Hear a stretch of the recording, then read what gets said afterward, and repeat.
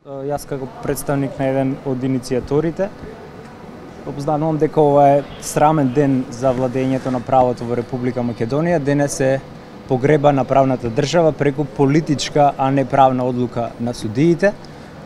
Според нас, бојкотот останува како единствено масовно средство за враќање на правната држава. Тоа значи дека доколку нема нова одлука за преименување на државата, останува во сила старата одлука од 1991 година.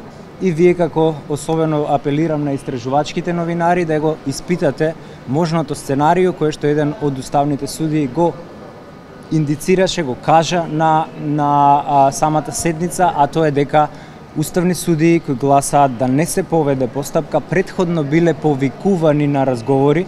Наше е како јавност да видиме каде тоа и кој тоа ги повикувал судиите и се обидувал да им влијае врз исходот од оваа иницијатива.